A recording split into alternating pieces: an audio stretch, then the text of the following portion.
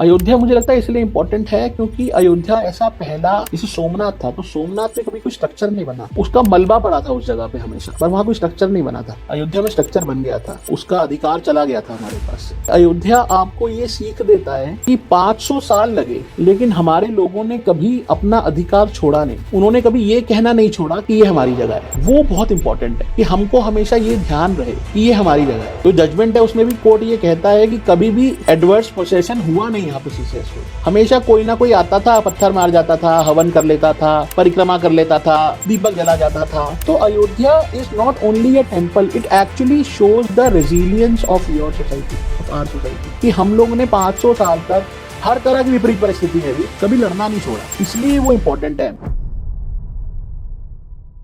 राम राम राहुल भाई, क्या हाल चाल? बहुत बढ़िया सर, आप बताओ। आनंद आ रहा है जीवन में? हाँ, मौज है। तो राहुल भाई को मैं पता नहीं कितने वर्षों से जानता हूँ ठीक है? और हम धर्म, देश, हिंदुइज्म, हिंदुत्व, आरएसएस, संघ परिवार ऑर्गेनाइजेशंस, या फिर उनको काउंटर करने के लिए काउंटर खड़े होते कितनी सारी और ऑर्गेनाइजेशन जो ताकतें हैं, चाहे वेस्ट एशिया की बात हो या फिर हम देश के अंदर देवबंदी मूवमेंट की बात हो, बड़ी अनेकों बातें करते रहे हैं हम लंबे समय से। More so political organisations, media and its role. तो ऐसे कई मुद्दे हैं जिसके बारे में राहुल जी बहुत कॉन्फिडेंटली बात कर सकते हैं, और उसके पीछे उनका जो वर्क रहा है over the last 15 odd years और इवन मोर देन दैट, उसका सारा लेखा जोखा, उसका सारा जो सामंजस्य और फिर समन्वय का काम करना, और सबको इकट्ठे करके जो सारी बातें आती हैं, उन सारी बातों को आज हम थोड़ा सा डिस्कस करेंगे। राहुल भाई, 2014 याद है? बिल्कुल याद है। कहाँ थे आप 2014 में जब रिजल्ट अनाउंस हुआ था? रिजल्ट अनाउंस हुआ था तो शायद मैं घर पर ही था उस दिन, तो मैं बाहर कहीं निकला नहीं था, बिकॉज इमोशंस बहुत ज़्यादा ओवरवेलमिंग थे। और वो इसलिए थे क्योंकि शुरू में तो हम लोगों ने बचपन से जब भी काम किया कुछ ना कुछ तो बहुत छोटे लेवल पर अपने स्तर पर करते थे, पर 9 से 14 का पीरियड ऐसा था कि जिसमें पहली बार मैंने बहुत ज़्यादा आगे बढ़ के बहुत चीज़ों को समझा भी और बहुत चीज़ों में पार्टिसिपेशन किया भी at a very macro level. तो वो चुनाव पहली बार ऐसा चुनाव था जो बहुत अपना जैसा फील होता था, और ऐसा लगता था कि यार अगर इस बार चूक गए तो कुछ बहुत बड़ा मिसहैपनिंग देश में हो जाएगा। तो पूरी तरह लग गए थे, नौकरी छोड़ दी थी, फुल टाइम काम किया था, जो मिला वो किया, किसी ने कहा तो किया, किसी ने नहीं कहा तो किया। तो मुझे बहुत लोगों के रिजल्ट के दिन बहुत दोस्तों के फ़ोन भी आए कि आप इधर आ जाओ उधर आ जाओ, पर उस दिन मैं कहीं नहीं गया। उसका एक रीज़न ये भी था क्योंकि जब मैं 9 का मुझे रिज़ल्ट याद है कि मैं सुबह सुबह कहीं चला गया एक दोस्त के घर, वहाँ बैठ के रिज़ल्ट देखा तो बहुत जोल्ट लगा था। तो मैंने सोचा कि नहीं यार, घर ही रहना चाहिए। यार मज़ेदार टाइम था वो, है ना? वो that was also the phase जब ये digital campaigns, election campaigns Twitter पे, वो आज भी मतलब अगर आप पॉलिटिकल हिस्ट्री चेक करो इस देश के, जिस तरह से पॉलिटिकल कैंपेन्स रन किए हैं, तो 2014 एक बड़ा इन्फ्लेक्शन पॉइंट बनता है, क्योंकि इससे पहले कभी डिजिटल टूल्स को इतने तरीके से यूज़ नहीं किया गया था। इनफैक्ट अगर हम 15 years और लिटिल लेस देन 15 years अगर हम देखते हैं, ये जो सारी जो डेवलपमेंट है पिछले 12 साल के अंदर, एक नया मीडियम एस्टैब्लिश हो चुका है कॉन्वर्सेशंस का। हम रिकॉर्डिंग शुरू होने से पहले बात कर रहे थे कि वे नए आइडिया सर्च करना चाहते हैं। आजकल अटेंशन स्पैन लिमिटेड हो गया है, किताबें लोग पढ़ते नहीं, मैगजीन्स वगैरह के बीच में चैलेंज ज़्यादा होता है। And I play with words, I enjoy words, I enjoy writing. Phase बड़ा बदल गया है, एंड वो फेज़ पॉलिटिकल स्टडी का भी, पॉलिटिकल कैंपेन्स का भी, वो 2014 में एक शुरुआत हुई थी। एक तरीके से जो शुरुआत है, उसकी शुरुआत 2-3 साल पहले से हो चुकी थी। ट्विटर, फेसबुक प्राइम मिनिस्टर बना चुके थे। He was actively interacting, even though he was chief minister, he was interacting with global leaders also back in the day. पर उसी दौर के अंदर एक नया डोमेन सा क्रिएट हुआ जिसके अंदर people were coming online and they were chatting about their or talking about their own political opinions and what they want for the future of the country to be like. Right? Actually मुझे क्या लगता है उसमें अर्जुन भाई कि ना 2010-2011 के आसपास जो सबसे बड़ी चीज़ हुई ना वो ये था कि social media actually gave voice to the people who didn't have a voice. एक तरीके से वो ऐसा टाइम था जब वो बहुत सारे लोग जो बहुत तरीके से कोशिश करते थे कि उनके पास जो व्यूज़ हैं वो भी कहीं पहुँचे, और उनको कोई ज़रिया नहीं मिलता था। मैं अपने उन दिनों में जब वर्कशॉप्स लेता था तो मैं ये बात कहता था कि पहले के ज़माने में अगर किसी अखबार में कुछ छपा तो आपके पास एक ही तरीका होता था उसको काउंटर करने का, कि आप एक लेटर टू द एडिटर लिखो। अब एक दैनिक जागरण जैसा या कोई बड़ा पेपर जिसके 4 लाख, 5 लाख, 10 लाख, 1 करोड़, 5, उस समय 5 करोड़ सब्सक्राइबर होते थे, 5 करोड़ सब्सक्राइबर वाला का अगर 1% भी, अगर मान लो, मैं तो कहता हूँ 1% भी, 0.01% आदमी भी ये सोचे, रीडर, कि मुझे किसी खबर से ऑब्जेक्शन है, और वो उसके ऊपर लेटर टू द एडिटर लिखे, तो वो 5,000 हो जाता है। 5,000 लोग लेटर टू द एडिटर लिखेंगे तो उसको वो पढ़ेगा क्या बैठ के, पहली बात तो, और पढ़ेगा तो उसमें से वो क्या चूज करेगा जिसको वो छापेगा। 5 लेटर छपते थे रोज, तो आपके पास कोई जरिया नहीं था आपकी बातों को रखने का। सोशल मीडिया ने पहली बार, ट्विटर ने, फेसबुक ने एक जरिया दिया जहां कॉमन मैन उन बातों को जो उसके मन में सालों से चल रही थी रख पाया। मैं न्यूज़ चैनल डिबेट्स में एक बहुत बड़े एंकर को एक बार यही बोला था कि आप लोगों की प्रॉब्लम सोशल मीडिया से ये है कि आप लोग पहले बोलते रहते थे और सब दुनिया सुनती थी, अनचैलेंज था। पहली बार आपको कोई बोलने वाला, सामने से काउंटर करने वाला, आपकी बातों को कुछ कहने वाला आया है, तो आपको समझ नहीं आ रहा कि दुनिया हिल कैसे गई। हम तो हीरोज होते थे। मैं हमेशा कहता हूं कि ट्विटर ने, फेसबुक ने, सोशल मीडिया ने उन लोगों को वॉइस दी है जिनके पास थॉट तो था पर वॉइस नहीं थी। हम सोशल मीडिया पे आज कुछ भी कहें, उन दिनों ना आप बड़ा एम्पावर्ड फील करते थे। छोटी छोटी गलती लोग क्या करते थे, पत्रकारों की, एडिटर्स की छोटी छोटी गलतियां पकड़ते थे, उनको प्रॉम्प्ट करते थे, और उन पत्रकारों को, उन एडिटर्स को माफिया मांगनी पड़ती थी ट्विटर पर लिख के। मुझे याद है एक इंस्टेंस जिसमें मेरे एक बहुत अच्छे दोस्त की एक डॉक्यूमेंट्री थी, और उस डॉक्यूमेंट्री के सीन एज इट इज उठा के एक बहुत बड़े चैनल ने अपनी डॉक्यूमेंट्री बना दी। तो हमने उसको ट्विटर पे चैलेंज किया, तो उसने ट्विटर पे माफी मांगी। तो हमने उसको बोला कि भाई तू गलती तो टीवी पे कर रहा है और माफी ट्विटर पे मांग रहा है, देखने वाले वहां 1 करोड़ है, यहाँ 1 लाख है। तो अगले दिन उसने फिर टीवी पे माफी मांगी। ये उस पीरियड से पहले असंभव था। तो जब ऐसी कोई घटना होती थी ना, लोगों को किक मिलती थी। फिर ये इंडिया अगेंस्ट करप्शन का मूवमेंट हो गया, या उसके बाद निर्भया वाला इंस्टेंस हो गया, या ये इतने सारे जो करप्शन के केसेस, उस समय 2G खुला और फिर कोल खुला और ये सारे खुले, तो लोगों को लगा कि यार अगर हम इसके साथ ही कर सकते हैं तो हम, हो सकता है हम 4, 5, 10, 15, 50 लोग मिलके कुछ बड़ा भी कर सकते हैं।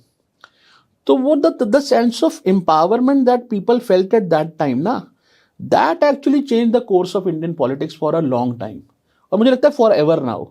अब कभी भी मुझे लगता है वो जमाना आएगा जब कम्युनिकेशन एक तरफा हो जाएगी। और दूसरा मैं मानता हूं कि इसमें प्राइम मिनिस्टर का बहुत बड़ा रोल है, बिकॉज उन्होंने उनके और जनता के बीच के जो मीडिएटर्स थे उनको आउट कर दिया। तो लोगों को लगा कि हम प्राइम मिनिस्टर से सीधी बात कर सकते हैं। प्राइम मिनिस्टर को ने ये महसूस कराया कि मैं आपसे सीधी बात कर सकता हूं।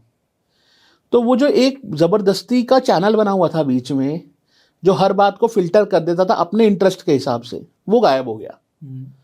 और उसकी वजह से मुझे लगता है कि जो इतना बड़ा ट्रांसफॉर्मेशन आज देश में 10-12 साल से दिख रहा है ना, वो इसीलिए दिख रहा है क्योंकि citizens are feeling empowerment.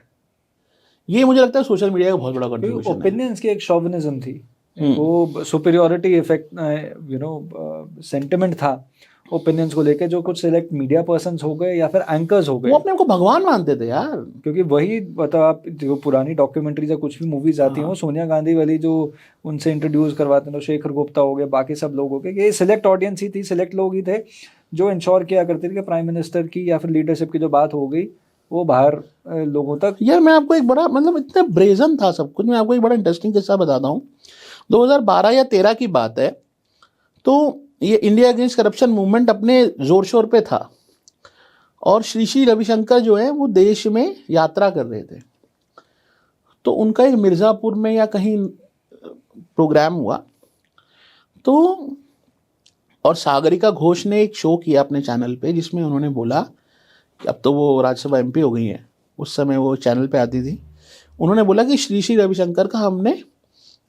Ravishankar will be live with some panelist in a debate at night.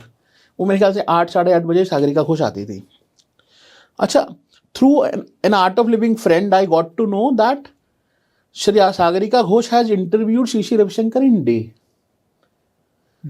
तो मैं था और एक मेरे मित्र हैं बहुत अच्छे, बड़े हैं बहुत एज में, सुरेश जी बेंगलोर में रहते हैं. हम दोनों को लगा कि यार कुछ गड़बड़ है. तो अब वो जब इंटरव्यू शुरू हुआ तो वहाँ पर जैसे उनका पैनल होता था कि सागरिका बैठी हैं, 2-3 और लेफ्ट लिबरल उनकी थॉट प्रोसेस के बैठे और एक शिशी रविशंकर, वैसे ऐसे 5-6 विंडोज़ लगी हुई हैं और कॉन्वर्सेशन शुरू हो गई. और वो बार बार शिशी रविशंकर से पूछ, वो सब लोग चिल्ला रहे हैं, बोल रहे हैं उल्टा सीधा. शिशी रविशंकर आपका क्या कहना है, आपका कहना है. शिशी रविशंकर कुछ बोले ही ना. अब आई वॉज लाइक कि यार ऐसे कैसे कि he is not speaking anything.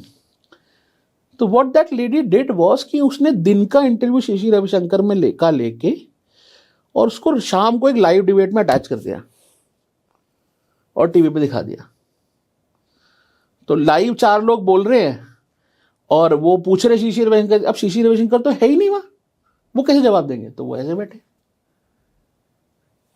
इस तरीके की बदमाशियां होती थी. उसके बाद हमने क्या किया, सुरेश जी ने, मुझे अच्छी तरह याद है उन्होंने क्या किया. ये लोग क्या करते थे, 1-1.5 घंटे बाद उसको अपलोड कर देते थे शो को. इन्होंने डाउनलोड करके शो रख लिया. और फिर सागरिका घोष को पूछा कि अच्छा तू ये बता कि तूने शिशी रविशंकर का इंटरव्यू कब लिया था. तो वो पहले झांसा देती रही ऐसे वैसे वैसे वैसे. फिर वो बोली कि नहीं ये तो डेफर्ड लाइव था. तो हमने पूछा कि डेफर्ड लाइव को तूने लाइव के साथ कैसे जोड़ दिया. तब भी वो इतने बेशरम और ब्रेजन लोग थे कि उन्होंने 24 घंटे बाद एक्नॉलेज किया उस बात को और माफ़ी मांगी. अगर सोशल मीडिया नहीं होता तो ये आपको पता ही नहीं चलता. और पता ही नहीं चलता तो आप तो मान के बैठ जाते कि यार इसका मतलब कि ये आदमी कुछ तो गलत कर रहा है शिशी रविशंकर. 4 लोग इससे सवाल पूछे, उसके पास जवाब तो है नहीं. इस तरह की बेशर्मी ये बहुत कॉमन थी और लोगों को दिखता तो था पर उनको कोई जरिया नहीं पता था. जैसे 8 में सबको दिख रहा था कि एक पत्रकार वहाँ खड़ी है और वो बता रही है कि देखो यहाँ से आ रहा है कमांडो और वहीं आके बम पड़ता है. लेकिन लोगों के पास जरिया क्या था. वो बेचारा एक चैतन्य कुंटे था, उसने ब्लॉग लिख दिया तो उसकी ज़िंदगी ऐसी आफत कर दी कि उसे देश छोड़ना पड़ा. ये लोग बैठ के मिनिस्टर्स बनाते थे. तो लोगों के पास कोई पावर नहीं थी, लोगों के पास कोई जरिया नहीं था कि वो इनको काउंटर कर सके, करना चाहें भी तो. मैं खुद बताता हूँ आपको, मैंने ट्विटर पे 2009 में शायद मैं आया था. और वो मैं आया था जब मैंने वो फेमस शशि थरूर का कैटल क्लास वाला ट्वीट अगले दिन अखबार में छपा और मैंने देखा कि यार अच्छा ये भी कोई प्लेटफॉर्म है. तो मैंने ज्वाइन किया और ज्वाइन करके फिर मैंने 1-1.5 साल कुछ नहीं किया, बंद हो गया. मतलब वो मेरा डोरमेंट अकाउंट था. 1-1.5 साल बाद जब ये 2G वाला हुआ तो मैं आया एक्टिवली वहाँ पर. और फिर वही बात है कि जो सबके साथ हुआ कि भाई जब आपको लगने लगता है कि आप कुछ कर रहे हो और उसका असर दिख रहा है तब आप उस चीज़ को और पैशनेटली करने लगते हो. तो मुझे क्या लगता है कि 2014 का चुनाव इसलिए इम्पोर्टेंट था क्योंकि वो ऐसा पहला चुनाव था जिसमें जनता एक्चुअली सीधे इन्वॉल्व थी. नहीं तो आपका हमारा काम सिर्फ वोट डालने का होता था. इसके अलावा क्या करते थे, अपने 4 अड़ोसी पड़ोसी को बोल दिया हद से हद, यही तो करते थे. पर उस चुनाव ने एक नॉर्मल आदमी को ये अवसर दिया पहली बार कि वो एक लार्जर ऑडियंस को एड्रेस कर सके और उसको अपना ओपिनियन बता सके और ट्राई कर सके कि वो उसके ओपिनियन को समझे और प्रोबेबली उसके ऊपर एक्ट करें. I think that's why I believe that it was a watershed moment actually in the history of Indian politics. मैं इसी प्रश्न में ना थोड़ी देर में वापस आऊंगा, पर 2014 देन आपके हिसाब से 2014 में प्रधानमंत्री नरेंद्र मोदी जी को इतने वोट क्यों मिले, सरकार क्यों आई, एंटी इनकम्बेंसी को अगर हम परे रख दे तो? यार मैं नहीं मानता कि वो एंटी इनकम्बेंसी थी. वो एक बहुत पॉजिटिव वोट था और वो पॉजिटिव वोट इसी चीज़ का था कि लोगों को पहली बार दिखा था कि कोई ऐसा आदमी है जो एक्चुअली वो चीज़ समझता है जो हम रोज़ देखते हैं होती हुई. वो जो मतलब 2008 का आपको याद हो तो ओबामा का जो कैंपेन था उसका पूरा जो एक थीम था वो था होप. पूरा कैंपेन होप वर्ड के अराउंड बिल्ड था. नरेंद्र मोदी का पूरा इलेक्शन भी किसके अराउंड बिल्ड था, होप के. क्या होप थी, अच्छे दिन आने वाले हैं.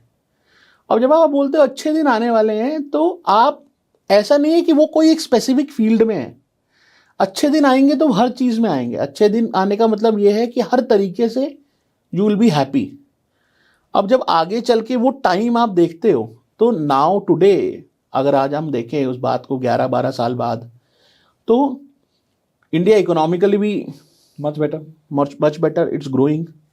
ठीक है, power wise, defence power wise it's also growing.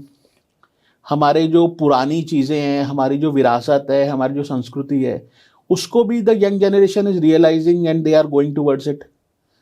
तो ओवरऑल ग्रोथ इसी को तो कहते हैं मेरे ख्याल से। ओवरऑल ग्रोथ ये भी है कि आप अपनी रूट्स को छोड़े भी ना और आप आगे भी बढ़ते रहे। तो मुझे लगता है यही अच्छे दिन के लोगों को होप थी, and that was a very pretty positive vote. It was not a anti incumbency vote पर से, क्योंकि कांग्रेस तो या 10 साल बाद जो स्थिति थी उसमें कांग्रेस तो जाती, पर वो वोट कांग्रेस को भेजने से ज्यादा नरेंद्र मोदी को लाने के लिए था, क्योंकि ऑल्टरनेटिव तो और भी थे। एंटी करप्शन मूवमेंट इतना बड़ा खत्म हुआ था, कुछ महीने पहले ही अरविंद केजरीवाल को दिल्ली में बढ़िया सीट मिली थी और he was fighting on 400 seats. तो पीपल हैड ऑल्टरनेटिव्स, ऐसा नहीं कि ऑल्टरनेटिव। और जब अरविंद केजरीवाल वाला मूवमेंट चल रहा था तो एक तरह से he was the leader of the world. Bharat में तो मुझे नहीं लगता कि कोई भी ऐसा सेक्शन था जो उन दिनों अरविंद केजरीवाल को एक आइकॉन के रूप में ना देखता हो, या जो दिल्ली वाला रामलीला मैदान या मुंबई वाला आज़ाद मैदान ना गया हो, या जिसने अपने इलाके में कोई ना कोई मार्च या कोई ना कोई इवेंट ऑर्गेनाइज ना किया हो। फिर भी लोगों ने उसकी बजाय नरेंद्र मोदी को चूज करना समझा जरूरी। तो वो इसीलिए था मुझे, क्योंकि they understood that this man understands our issues and he has that the kind of connect. एक बात बहुत बढ़िया कही आपने, जाके जड़ों आपके पाँव जैसे अगर आपकी ज़मीन पर हैं और आपका सर आकाश में है तो आप साइज में तो आप लार्ज हैं, ठीक। अगर आपका सर आसमान में और पाँव ज़मीन पर नहीं है तो बस आप उड़ रहे हैं, राइट। That agreed. आप क्या ये मानते हैं कि धर्म एक बहुत इम्पोर्टेंट मुद्दा था जो शायद पिछले 10-15 साल के अंदर इधर उधर हुआ हो, और 2014 में prime minister Narendra Modi was seen as somebody who could potentially be the priest king or who could potentially take care of all Hindu sentiments। प्रधानमंत्री जी ने अपने भाषणों के अंदर कहीं पे भी ये बात नहीं कही कि वो सिर्फ एक धर्म के लिए काम करेंगे, सबके लिए काम नहीं करेंगे। पर क्या हिंदू वोट बैंक या हिंदू वोट बैंक के अंदर कोई एक select vote bank with in Hindus, हम भी बड़े हिंदुओं के अंदर जो बड़े कैटेगरीज हैं, तो क्या हिंदू वोट बैंक ये इमेजिन करता था, होप करता था, सोचता था कि हिंदू कॉजेज़ पे या धर्म से जुड़े हुए कॉजेज़ पे प्रधानमंत्री नरेंद्र मोदी जी काम करेंगे? Was religion an important issue in 2014? यार मैं मानता हूँ ज़रूर था, और उसके कुछ बड़े फैक्टर्स हैं। जैसे ये पूरा हिंदू टेररिज्म वाला फसाड था, सरकार ने बहुत कोशिश की, एजेंसीज ने बहुत कोशिश की, पर मैं नहीं मानता कि कभी भी देश में ऐसा टाइम था जब आम जनता ने, मासेस ने ये सोचा हो कि genuinely there can be a Hindu terrorist organisation. ठीक है ना। भले ही हमारी साइकी को पिछले 50-60 सालों में बहुत हद तक ऐसे बनाने की कोशिश की गई कि everything Hindu was considered as something bad, लेकिन उसके बाद भी क्योंकि हमारे ईथोस इतने मजबूत थे ना, ग्राउंडेड थे, कि हमने कभी भी उसको, हम ये तो मान सकते थे, हम ये मानते थे, बहुत जगह डिस्कशन होता था कि यार ये जो साधु टाइप लोग होते हैं ये लंपट होते हैं, फलाना ढिमकाना, ये भी डिस्कशन होता था, मजाक में होता था, लाइटली होता था। पर कोई ये नहीं मानता था कि हिंदू टेररिस्ट हो सकता है, या हिंदू बम फोड़ सकता है, या हिंदू लोगों की जान ले सकता है। साधु को लोग ये कहते थे कि अरे ढोंगी है, ये बहुत लोग कहते थे, आज भी कुछ लोग कहते हैं। और बहुत सारी चीज़ों को लोग कहते थे कि ये दकियानूसी है। हो सकता है उस जमाने में ऐसा भी होता था कि लोग मंदिर जाने से कतराते थे, या अपने हिंदू सिंबल्स को दिखाने में लोगों को थोड़ा हेजिटेशन होती थी। मतलब the idea that religion was private, ठीक, ये इससे पहले इस तरह बना दिया गया। तो उसके बनाने के पीछे रीज़न यही बना कि हिंदू को ऐसा फील कराएगा कि अपना धर्म अगर फॉलो करना तो प्राइवेटली फॉलो कर। हाँ, क्योंकि पब्लिकली करेगा तो ना मजाक उड़ेगा। जैसे अगर आप ज़्यादा पूजा करने लग जाओगे तो आपके घर वाले और आपके दोस्त ही कहने लगे अरे बड़ा पंडित जी हो रहा है यार तू तो यार। तो पंडित जी होने को एक रिग्रेटफुल चीज़ बना दिया गया। वो इसलिए बना दिया गया कि आपको ये हर जगह ये प्रूव करने की कोशिश की जा रही थी कि यार आपके यहाँ कुछ भी सो कॉल्ड एस्थेटिक नहीं है, आप बड़े दकियानूसी हो, आपके यहाँ तो औरतों को चिताओं में जला के मार देते हैं, आपके यहाँ तो कुछ भी अच्छा नहीं होता है, मंदिरों में गंदगी होती है, बदबू आती रहती है, मैनेजमेंट इतना ख़राब है, ये है वो है, 50 तरह की प्रॉब्लम्स है, कुछ भी अच्छा नहीं है कहीं भी। मतलब जो सारी बातों का जो मूल था वो ये था कि there is nothing good anywhere. तो उसके कारण से लोगों के अंदर ये भाव 100% था कि हाँ यार ठीक है, अपन इसको प्राइवेट रखते हैं, अपन इसको छुपा के रखते हैं, लेकिन फिर भी आतंकवादी तो नहीं मानते थे लोग।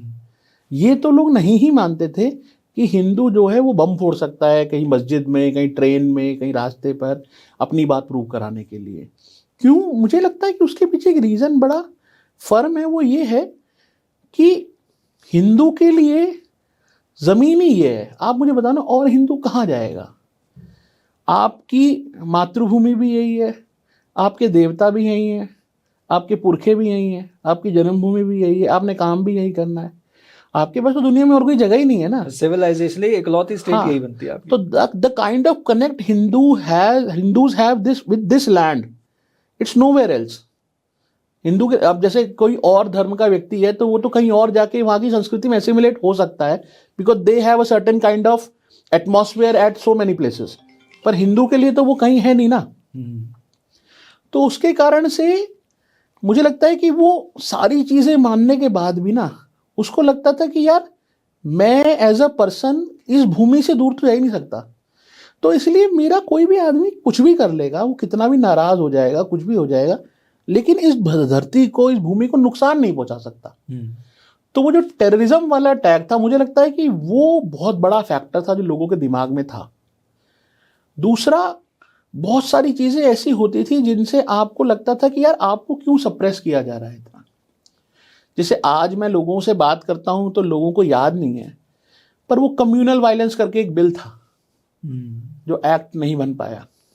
वो कहता था कि अगर एक माइनॉरिटी कम्युनिटी और एक मेजॉरिटी कम्युनिटी में किसी भी बात को लेकर विवाद हो तो मेजॉरिटी कम्युनिटी वाला प्रिज्यूम्ड दोषी होगा।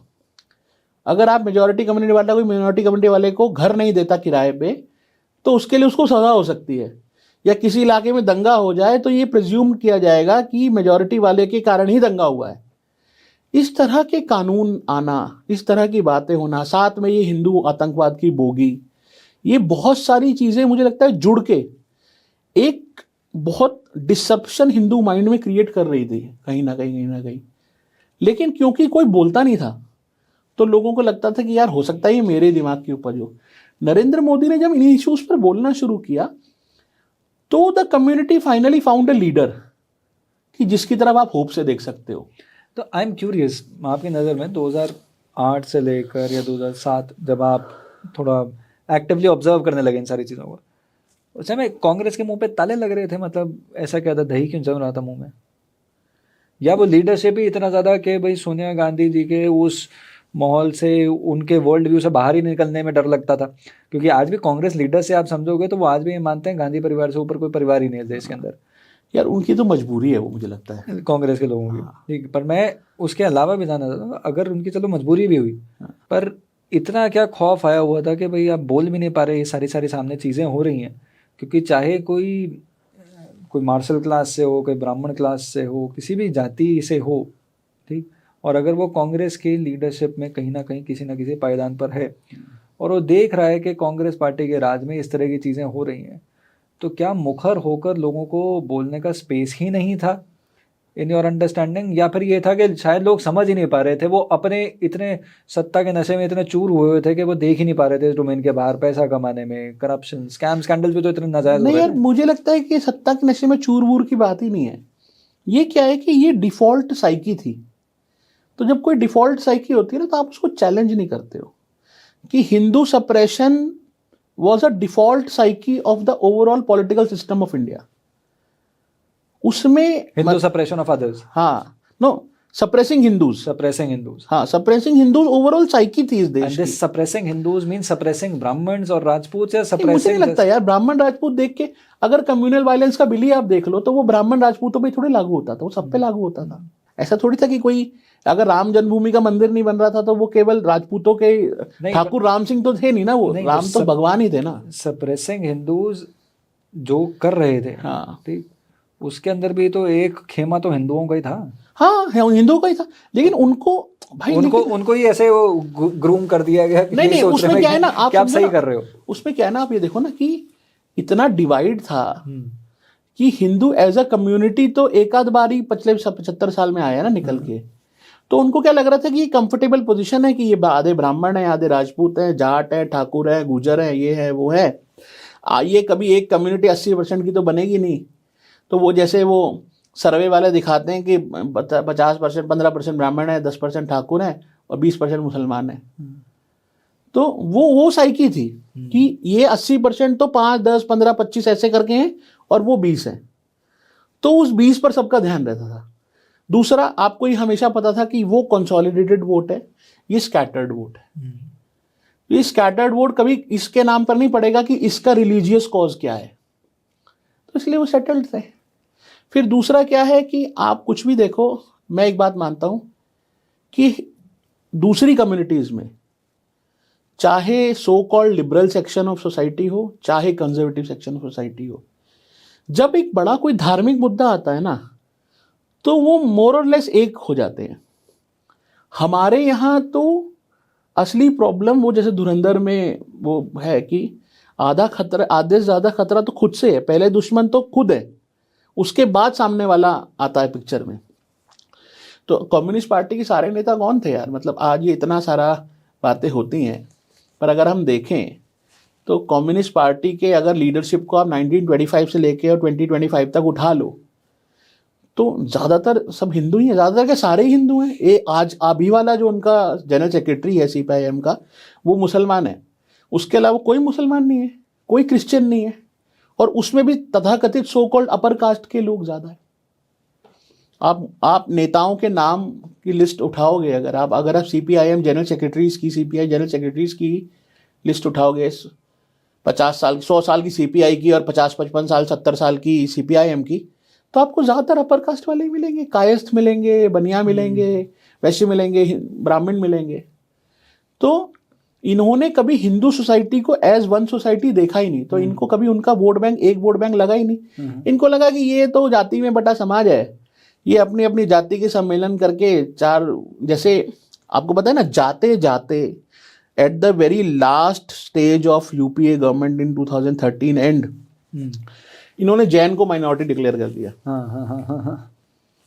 तो वो तो उसी में लगे हुए थे ना, उनको लग रहा था कि ये सब कहानी हम कर देंगे, इस मैट्रिक से अपना हाँ ये इसी में चल रहा है, और ये 20% कंसोलिडेटेड है, तो इसको पकड़ के रखो, इसके लिए जो करना है वो करो। So in your understanding prime minister Narendra Modi 2014 तक इस कि हिंदू को ये समझ आने लग गया था कि उसको एक ऐसा नेता चाहिए जो हिंदू इंटरेस्ट की बात कर सके, सिर्फ कास्ट के नाम के इंटरेस्ट की बात ना कर रहा हो, हिंदू इंटरेस्ट की बात कर रहा हो। और वो प्राइम मिनिस्टर नरेंद्र मोदी उस एस्पिरेशंस को भी, apart from other good governance agenda, वो सारी बातें एक तरफ, बट ये भी एक इंपॉर्टेंट मुद्दा था जिसके अंदर हिंदूज को ये देखने लगा कि भाई प्रधानमंत्री नरेंद्र मोदी ऐसे लीडर होंगे जो हिंदू इंटरेस्ट की बात मुखर होकर कर पाएंगे और उसको ढंग से समझते भी हैं, क्योंकि संघ की और भाजपा संगठन के अंदर उनका जो काम है, और आज मुख्यमंत्री जो उन्होंने काम किया है, उन्होंने हर तरह की चीज़, हर समाज के अलग अलग भाग जो उन सबसे एक सम्मिलित उनका एक नया थॉट प्रोसेस बना हुआ है। और उस थॉट प्रोसेस का मतलब ये है कि वो समझते हैं कि भारत क्या है और हिंदू धर्म क्या है। आई थिंक प्रीडोमिनेटली तो यार वो पूरा इलेक्शन जो है ना डेवलपमेंट और इसी चीज़ों का था।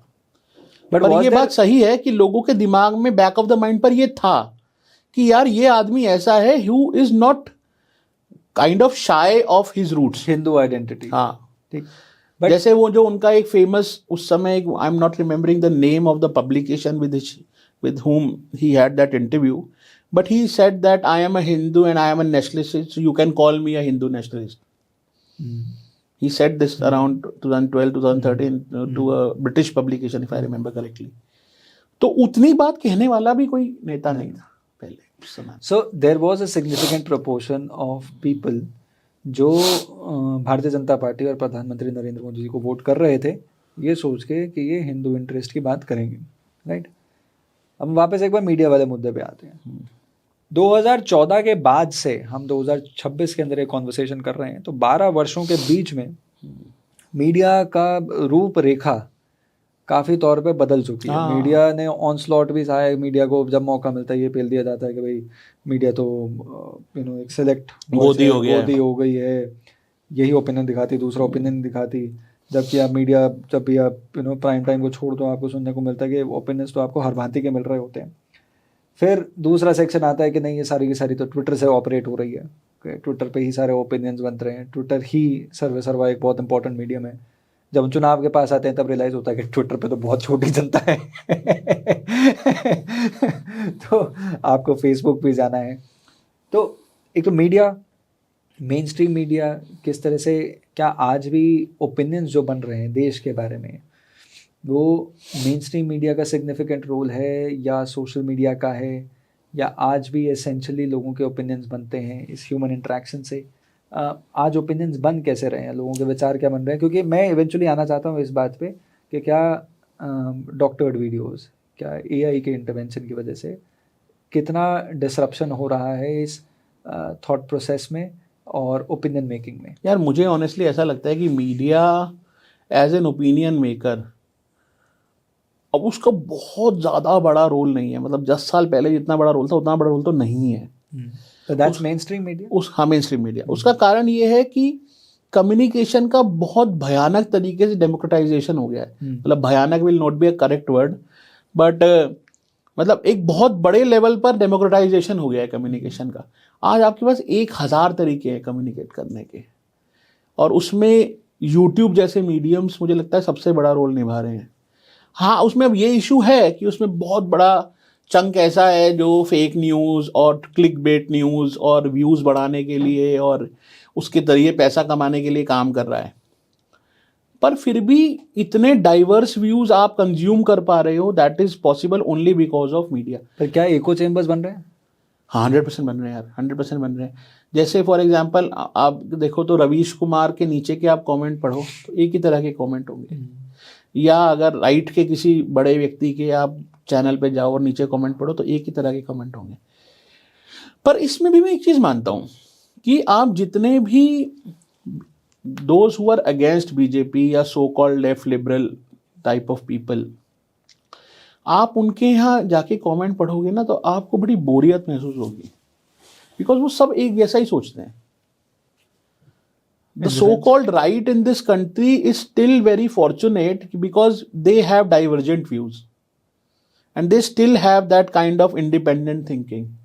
आपको कोई भी आप बड़ा नाम उठा लो, हमारी साइड का, आपकी साइड का, या किसी भी साइड का, अगर वो नेशनलिस्ट थॉट वाला, धार्मिक थॉट वाला व्यक्ति है ना, तो उसके नीचे कमेंट में आपको हर तरह के व्यूज़ मिलेंगे, उसके व्यूअर्स के समर्थन भी मिलेगा, गाली भी मिलेंगी, सरकाजम भी मिलेगा, सब मिलेगा। वहां पर तो भेड़ जाल है। सुबह सुबह 2-4 आप भी खा कर रवीश कुमार के यहाँ जैसे आप कमेंट पढ़ोगे ना आपको भेड़ चाल दिखेगी, वाह वाह वाह, एक ही तरह के लोग मिलेंगे, एक ही तरह की कम्युनिटी मिलेगी, वो सब उसकी तारीफ कर रहे होंगे। आपके यहाँ ऐसा नहीं है आज भी, और मैं मानता हूँ कि ये अच्छा है। ये अच्छा इसलिए क्योंकि अगर आपके यहाँ डिफ्रेंशिएशन चालू हो जाती है ना तो आपके यहाँ प्रोग्रेस खत्म हो जाती है। अगर डिफ्रेंशिएशन खत्म हो गई तो प्रोग्रेस भी खत्म हो गई। जब तक आप 4 विचारों को अकोमोडेट कर पा रहे हो तब तक ही आप आगे बढ़ सकते हो। मुझे लगता है कि इस देश में सो कॉल्ड लेफ्ट लिबरल समाज के डिक्लाइन का एक कारण ये भी है कि वो बहुत ज़्यादा कंफर्टेबल हैं अपनी दुनिया में, और वो बहुत ज़्यादा मेहनत नहीं करना चाहते। उनको बहुत ज़्यादा किसी बात पे गुस्सा आता है तो वो IIC बुक करके एक प्रेस कॉन्फ्रेंस कर देते हैं और खुश हो जाते हैं। जैसे अब उत्तराखंड में चुनाव है तो हर्षमंदर वगैरह ने एक स्टडी निकाल दी कि वहाँ बड़ा हेट स्पीच हो रहा है और पूरी दुनिया देश में सबसे ज़्यादा हेट स्पीच उत्तराखंड का मुख्यमंत्री फैलाता है। उसके बाद वो खुश हो गए कि हमारा काम। इनका फंडिंग वगैरह कहाँ से आता है? ये किताब लिखना, पब्लिश करना, IIC बुक करना, ये ऐसे बिना वो इकोनॉमी तो यार मुझे लगता है कि ये बड़ा वेल पॉलिश्ड सिस्टम है फंडिंग का इन लोगों का। और ये मतलब ये बहुत देखो अब क्या है ना, there is a concept called global left, but there can never be a concept called global right. क्योंकि राइट वाला तो जो होता है, तो जो उसकी आइडियोलॉजी है वो तो नेशनलिस्ट होगा, वो तो अपने लिए सोचेगा ना। ग्लोबल लेफ्ट तो अपने अलावा सबके लिए सोचता है और उसमें उसका अपना भला हो जाता है। तो इसलिए ग्लोबल लेफ्ट तो है ही ना यार एक, और वो पूरी दुनिया में लेफ्ट को लाने के लिए संघर्ष करता रहता है। वो यूएस में भी लगे हुए हैं। और इसमें ये विडंबना भी है कि बहुत सारे leaders you have not been able to find good on the right side, तो इसके कारण उन लोगों को प्रोमिनेंस भी मिलता है। पर now because the world is realising the problem with all these global thoughts, तो they are more panic, hence they are pushing funding where ever they can, so that अगर उनको जहां भी हल्का सा भी उम्मीद की किरण दिखती है कि यहाँ कुछ हो सकता है, जैसे 2024 में प्रॉब्ली बहुत सारे लोगों को उम्मीद की किरण दिखी कि अच्छा यार अब तो कुछ हो सकता है, तो इन लोगों को और 5 साल 10 साल का सहारा हो गया कि यार चलो इन पे थोड़े पैसे और खर्च कर दो, हो सकता है ये कर ही दें काम। पर वो कर नहीं पा रहे हैं। पर मैं उनकी जिजीविषा है कि आपको प्रशंसा करनी चाहिए कि भाई लगे हुए हैं। But do you think global left का कहीं ना कहीं वो एक इशू है कि मतलब ग्लोबल लेफ्ट शायद सोशल वेलफेयरिज्म की बात कर रहा हो, बट उसका घर चलता है कैपिटलिज्म से ही। उसको ये इंश्योर करना है कि पूरी दुनिया के अंदर लेफ्टिस्ट थॉट प्रोसेस फैले, बट उसको ऑपरेट करने के लिए आपको फ्री मार्केट्स चाहिए होंगे। आप देखो ना, मैं तो इसको हमेशा ऐसे कहता हूँ कि मैंने जैसे थोड़ी देर पहले बात की कि सारे दलित और शोषित वंचित की बात करने वाले सारे कम्युनिस्ट नेता सो कॉल्ड अपर कास्ट के होते हैं। कोई लोअर कास्ट का नेता उनके यहाँ बड़ा आदमी नहीं बनता कभी। आपको सीपीएम का एक भी दलित जनरल सेक्रेटरी नहीं मिलेगा, सब गुप्ता मिश्रा मिलेंगे। हैं मतलब कॉन्ट्रोवर्शियल बात है, मुझे और 4 गाली मेरी कम्युनिटी से पढ़ सकती हैं इसके ऊपर, पर ये सच बात है। सेम वे आप देखोगे तो उनके सबके बच्चे विदेशों में पढ़ रहे होते हैं। सीताराम येचुरी की औलादे कहाँ हैं? वो यहाँ की औलादों को तो कहते हैं कि भाई यहाँ वाले, तो ये भाई तुम्हारे कहाँ हैं बच्चे, कहाँ पढ़ रहे हैं, तुम कहाँ से स्कॉलरशिप्स ले रहे हो? अशोका में कौन सा कल्चर है? अशोका जैसी यूनिवर्सिटीज़ में या जो सो called left liberal art universities हैं उनमें क्या कल्चर है? Isn't that capitalism? That's totally capitalism. तो कैपिटलिज्म से पैसा लेके सोशलिज्म को प्रमोट करना है ताकि मेरा घर चलता रहे और बाकी घर उजड़ जाए। मुझे लगता है कि यही, और मैं आप देखो ना, आप इसको ऐसे भी देखो तो मैं हमेशा कहता हूँ कि हमारे देश में क्या साइकी बना दी गई है कि बढ़िया नेता कौन है? जो गंदे कपड़े पहनता है, जो घटिया कपड़े पहने, जिसके कपड़ों पे आयरनिंग ना हो, जो ऐसे ही घूमता रहे, अरे ये तो स्कूटी पे घूमता रहता है, अरे ये तो प्रेस भी नहीं करते अपने, अरे तो अच्छी बात थोड़ी है, अरे ये क्यों प्रेस नहीं करता अपने कपड़ों पे? प्रेस तो एक नॉर्मल आदमी चपरासी की नौकरी करने वाला भी करता है अपने कपड़ों पे। तो हमारे यहाँ क्या है ना कि ये गरीबी की दिखावट को वर्च्यू बना दिया था। हाँ, अब नहीं है, मतलब prime minister has changed it. हाँ, नहीं तो आप देखो ना अभी भी क्या हो रहा है यार, टी शर्ट पहन के क्यों घूम रहा है राहुल गांधी? वो इसीलिए घूम रहा है बिकॉज उसको लगता है कि टी शर्ट पहनने से वो कॉमनर लगता है। मतलब आपने ये जो सिंबल्स के चारों तरफ घुमा दिया जनता को, वो इसमें खुश होती रहे। बट डू यू थिंक जो लोग उनको सपोर्ट भी कर रहे हैं वो भी किसी आधार पे सपोर्ट नहीं कर रहे, वो भी शायद इसी वजह से सपोर्ट कर रहे हैं कि भाई जब कभी उनके दिमाग में कभी मौका मिले कि ये व्यक्ति है, इस व्यक्ति का कोई फॉलोअर कहीं पे नेता बड़ा मिल जाए तो शायद उनके यहाँ पे नौकरी मिल जाए, उनके यहाँ से कोई प्रमोशन मिल जाए, उनके यहाँ से कुछ। So at the end of the do you think that there is a significant percentage of followers of the Congress party जो एक्चुअली भाजपा में ही आना चाहते हैं? वो मन से कहीं पर उनको थॉट भी भाजपा की तरफ है, विचार भी भाजपा जैसे हैं, विचार भी संघ के या हिंदू धर्म के साथ जुड़े होंगे, बट सिर्फ इसलिए कांग्रेस के साथ है क्योंकि उनकी शायद इस तरफ दाल निकल रही। यार मैं ऐसे बहुत सारे लोगों को जानता हूँ जो प्राइवेटली बहुत स्टॉन्च हिंदू हैं, जो अपने इलाकों में भाजपा वालों से ज़्यादा हिंदू कॉजेज़ में जुड़े होते हैं और काम कर रहे होते हैं, लेकिन वो कांग्रेसी हैं। वो कांग्रेसी इसलिए हैं क्योंकि कांग्रेसी ecosystem is a very mutually beneficial ecosystem. आप बहुत जल्दी बहुत Congress is a liberal party, not liberal with political thought, but liberal ensures के हर डिस्ट्रीब्यूशन ऑफ वेल्थ। तो इसके कारण से बहुत लोग जुड़े हुए हैं क्योंकि वो बहुत वेल सेटल्ड हैं उनके सिस्टम्स, तो वो यहाँ टिके हुए हैं। दूसरा मुझे क्या लगता है कि कांग्रेस में ना आपको केवल एक चीज़ करनी है कि आपको गांधी के प्रति लॉयल्टी रखनी है, बाकी आप कुछ भी कर सकते हो, नीचे खुली छूट है। कोई किसी की सुनता नहीं है, कोई किसी की लीडरशिप मानता नहीं है। बस आप ये कह दो कि मेरी लॉयल्टी राहुल गांधी के प्रति, आप जैसे हरियाणा में है। सालों साल हो जाते, संगठन नहीं बनता, चला जाता। हरियाणा में है, जैसे मैं कहता हूँ, वो ब्रिजेंद्र सिंह अपनी यात्रा निकाल रहा है, बेचारा अकेला ही घूमे जा रहा है सड़क पे, ठीक है। हुडा जी 1-1.5 साल तक LOP नहीं बने तो कोई LOP नहीं बना। ऐसे कितने स्टेट हैं। अभी मैं पढ़ रहा था, वो इन्होंने ये जो नया बिल आया है मनरेगा की जगह, उसका विरोध करने के लिए कमिटीज बनाई। तो मैं अखबार में पढ़ रहा था, यूपी में जो कमेटी बनाई उसमें 2 लोग ऐसे रहे थे जो मर चुके हैं कई साल पहले, और 2 लोग ऐसे थे जो दूसरी पार्टी में शामिल हो चुके हैं। तो वो ऊपर वालों को पता ही नहीं है कि कोई आदमी है नीचे नहीं है, वो कोई पुरानी लिस्ट पे से ही ऊपर हेडिंग चेंज करके प्रेस रिलीज निकाल दी होगी। तो वो पता चला कि वो अखबार में खबर छप गई कि यार वो तो 4 साल पहले ही मर गया वो आदमी, उसको जिसका तुमने नाम लिख रखा है इसके अंदर।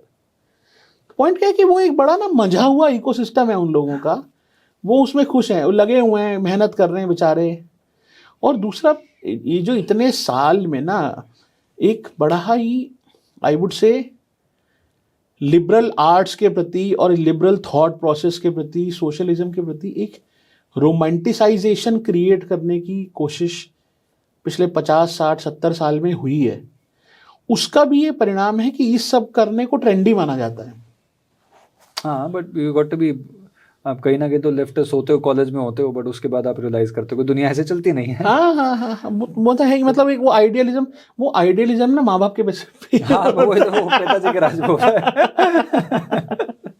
अच्छा, दैट बीइंग सेड, हमें ये क्लियर हो गया कि मीडिया ने बहुत जो मीडिया के पास जो पावर और क्लाउड थी वो डिस्टर्ब्ड है, सोशल मीडिया का बहुत सिग्निफिकेंट रोल है।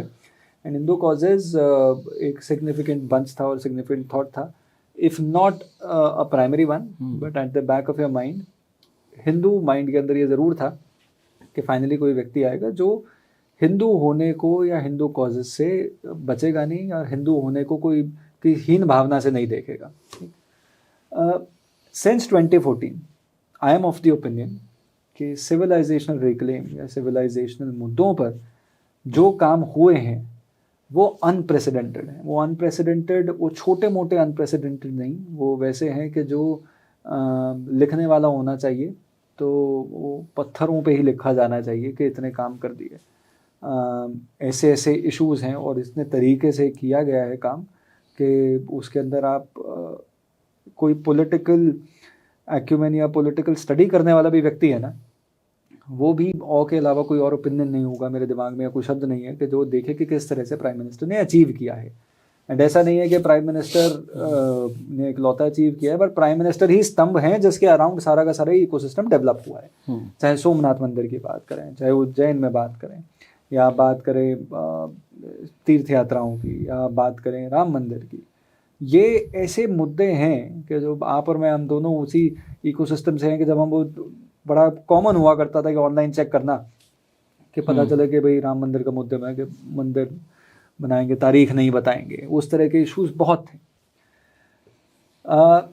But I can with certainty से कि the things that have happened for the larger Hindu faith cause, giving voice to Hindus, giving that confidence to Hindus, जो unimaginable था पहले।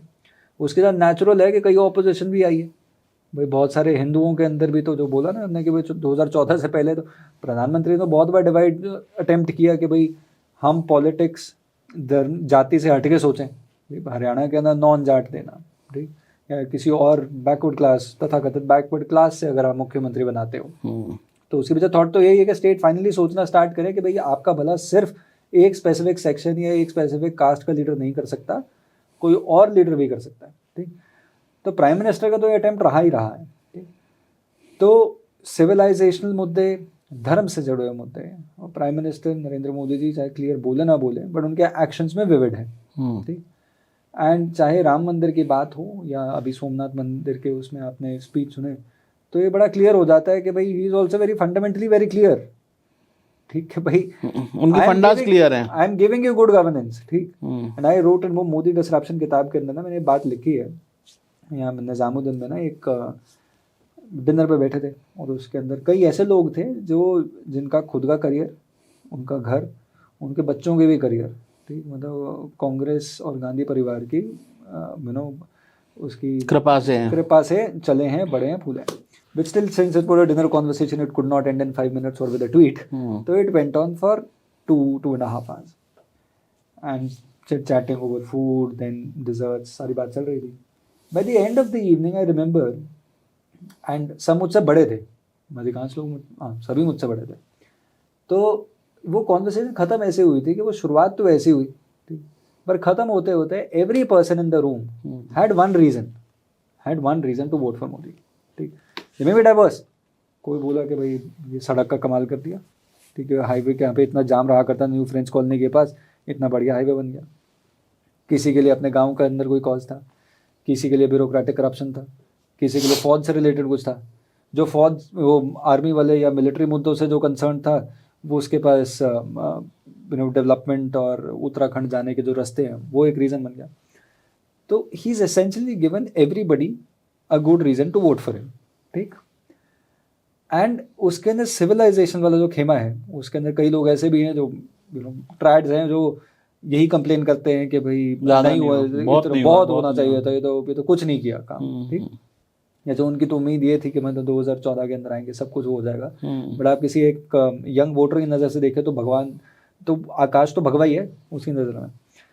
That being said, what is first your opinion on what prime minister has done for civilisational cause? And ये जो अभी money करने का वाला जो घाट वाला जो इशू हुआ है, जिसके अंदर आपने एक लेख भी लिखा है स्वराज्य में, जिसके अंदर एक बैटल हो रही है डेवलपमेंट और सिविलाइजेशनल सैंक्टिटी को प्रोटेक्ट करने की, उस पे क्या विचार है? हम स्टार्ट करते हैं, what has he done, what has he achieved, and then come to money करने का. यार देखो, मैं मानता हूँ कि the best contribution of the prime minister, और the most primary contribution of the prime minister in this whole thing is कि उन्होंने हिंदू इश्यूज को वापस मेन स्ट्रीम किया है. वो मेन स्ट्रीम में था ही नहीं तो. एक जो बात मैं अभी कुछ दिन पहले, एक बहुत बढ़िया मेरे मित्र हैं वैसे तो, और वैसे बहुत प्रिटेंशियस, आई वुड से राइटियस पत्रकार हैं, वो लिखते थे किसी बात पे, उन्होंने लिखा कि ये बात बात में फ्रिंज एलिमेंट बहुत बोलने लगते हैं और प्राइम मिनिस्टर इनको कंट्रोल नहीं कर पाते हैं, जिससे देश का जो मुख्य धारा का सेक्शन है वो बड़ा मिफ्ड है, परेशान है, प्राइम मिनिस्टर उसको चिंता करनी चाहिए. तो मैंने उनको लिखा कि आपकी प्रॉब्लम ये है कि 12 साल बाद भी आप ये नहीं समझ पाए हो कि एक्चुअल में आप फ्रिंज हो. अब मुख्य धारा वही है जो प्राइम मिनिस्टर कर रहा है. तो ये जो प्रॉब्लम है, ये जो इस पूरे का जो सबसे बड़ा क्रक्स है ना, वो यही है कि जो इश्यूज कभी दिखे ही नहीं, प्राइम मिनिस्टर ने उनको मुख्य धारा का इशू बना दिया है. फॉर एग्जाम्पल, मैं मानता हूँ कि मेरे लिए पर्सनली भी मुझे लगता है कई बार मुझे प्राइम मिनिस्टर आश्चर्यचकित कर देते हैं. जैसे सोमनाथ के पहले हमले को 1000 साल पूरे हुए 2026 में. ना आपको याद था ना मुझे याद था, ठीक है ना. मुझे नहीं लगता सोमनाथ में भी किसी को याद था. प्राइम मिनिस्टर के पास कोई कारण नहीं था उसको इतना बड़ा विषय बनाने का. उन्होंने उसको इतना बड़ा विषय इसलिए बनाया क्योंकि वो आपके और मेरे अंदर वो चेतना लाना चाहते हैं कि हम लोग कहाँ से आए हैं.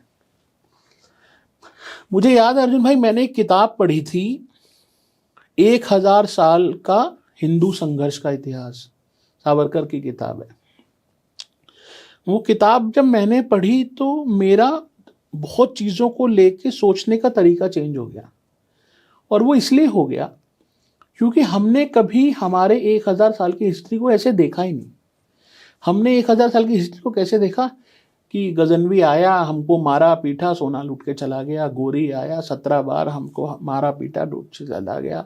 अब्दाली आया, कभी कोई आया, कभी कोई आया, कभी कोई आया, हर कोई आया, हमको मारा पीटा, गुलाम बनाया. 800 साल 600 साल मुगल रहे, 200 साल अंग्रेज रहे, 1000 साल हम तो गुलामी का इतिहास है. हम लोग किसी ना किसी के अंदर हमने काम किया.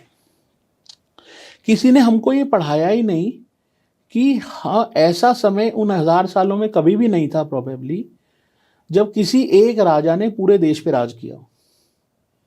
हमेशा कहीं ना कहीं कोई शिवाजी महाराज, कोई महाराणा प्रताप, कोई छत्रसाल, कोई ना कोई कहीं ना कहीं लड़ रहा था. कहीं पर कृष्णदेव राय राजा शासन कर रहे थे, कहीं पर छत्रपति शिवाजी महाराज बैठे थे, कहीं ऊपर रंजीत सिंह और उनके बाद डोगरा शासक बैठे थे। कभी भी ऐसा पीरियड नहीं था कोई फॉरेन पावर 100% भारत को एक्वायर करके, अकबर के टाइम, औरंगजेब के टाइम भी नहीं था, और बैठ गई हो और वो सेटल्ड हो, मतलब उसको कहीं से कोई डिस्टरबेंस नहीं हो रही हो। तो ये जो हमारी साइकी के अंदर एक गुलामी का भाव जो था ना, दिस सेंस ऑफ इंस्लेवमेंट, ये हमारे अंदर जो पिछले 60-70 सालों में एजुकेशन सिस्टम के थ्रू, या आप कहो तो जैसे पीएम ने इंडियन एक्सप्रेस के कॉन्क्लेव में मैकॉले के एजुकेशन सिस्टम की बात की, 1835 की उसकी स्पीच की बात की, तो 190 साल हो गए उसको।